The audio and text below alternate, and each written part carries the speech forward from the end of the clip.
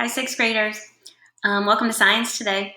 We are going to tackle part 2 of our first science lab, which was called running on energy.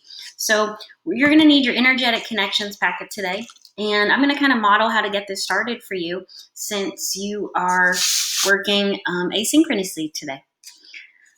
So let's take a look. So here is the first question.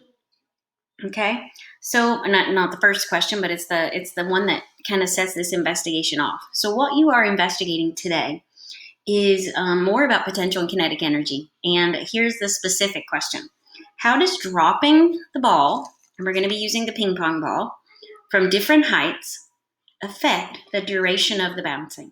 Okay, so we're going to be kind of dropping this ping pong ball from a couple different heights and seeing how that affects how long it bounces when we drop it. Okay, let me kind of model what that's going to look like, and then I'm going to help you get started on your lab as well. Okay, so I am going to kind of move my camera up so that you're going to see me 2 times big here. So here are the supplies that I have, you guys. I have my ping pong ball and my measuring tape, because we're going to be measuring this at a couple different heights. And then I'm also going to use my phone as my stopwatch. So you're going to need some kind of timer stopwatch. If you have a phone or an iPad, even your Chromebook has some countdown timers on it. So that's what I'm going to be using. And here's kind of how this goes. Let me move my chair out of the way. So you're going to be measuring the distance from the floor, first at 100 centimeters.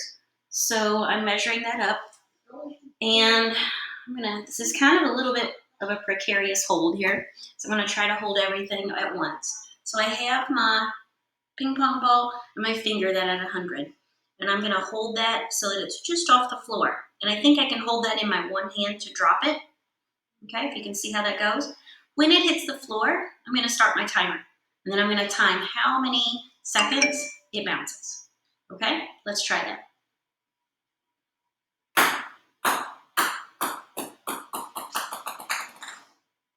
Okay, so I got about 4.53 seconds on that drop. Okay, and so that's the general idea. You're going to repeat that a few times, but that's the big idea of how this is kind of get working. So let's think about what the question is for today. This is really the first science lab that you are completing for me this year.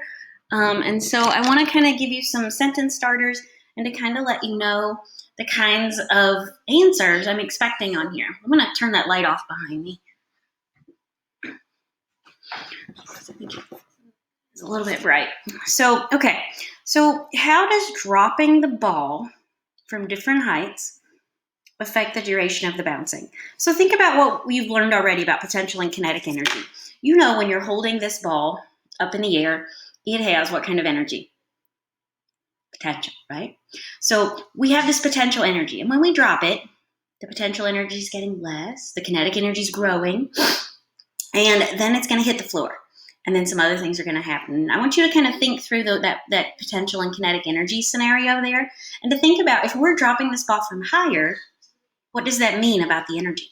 What does that mean about how long it's going to bounce? So you're going to make a prediction right here, and I would like this prediction to come in the form of a complete sentence. I'm going to kind of get you started, and then I'm going to let you kind of finish it. So what if we say, I think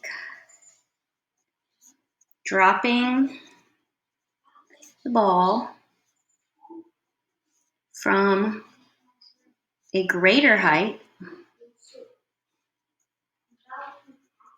will, well, then what do you think will happen? Will make it bounce longer? Will make it bounce shorter?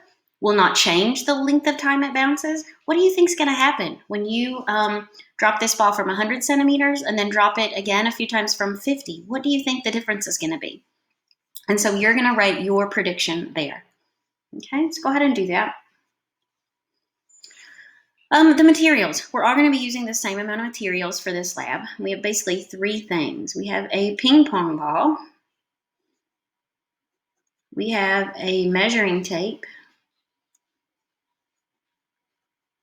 and you have some sort of stopwatch device. Again, it could be your phone, Chromebook, it could just be a clock with a second hand, and you could watch that if you wanted. But those are the 3 things you need, and then you're going to write step 1, step 2, step 3. And do you remember back when we did the science and engineering unit that one of the labs you kind of had to look and see if the person wrote a procedure that was clear enough that any other person could follow it? Okay, so you want to make sure when you're writing these steps down that you're using complete sentences, that you are being very specific, okay? So, and then that you're explaining how many trials, like write it in detail enough so that any other person could carry out this experiment the same as you're doing it, okay? So that's the steps. You saw me kind of stand up and hold all those things together. And then here's the data table that you're going to make. And you're going to do your own findings. So you're going to drop that ball from 100 centimeters 3 times. And you're going to collect how many seconds it's going to bounce at that point. And you want to be careful about when you start your timer. I started my timer when it hit the floor. And so that way I'm just counting the time that it's bouncing, not the time it's dropping. Okay, so kind of try to be as accurate as you can about when that timer starts and when that timer stops. So I stopped it when it wasn't bouncing anymore and it just was still rolling across my floor. Think about your floor surface. This is not an experiment you can do on carpet. So you might want to find a room with tile, or I have wood floor that worked okay. Or you could go outside to a sidewalk or a driveway, but you need somewhere that ping pong ball can bounce. Okay, so think about that. So that's then the second part. So that's 100 centimeters, 3 trials, and you're going to write down how many seconds. So my first one was 4.53 seconds, and I'm going to repeat that a couple times.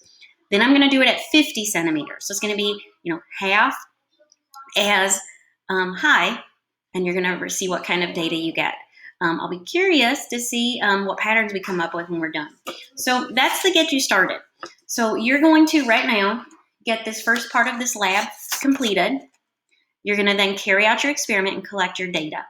Once you have your data collected, would you join me for part 2 in the video so that we can work together on answering like what you found out and how do you share your results in a lab report?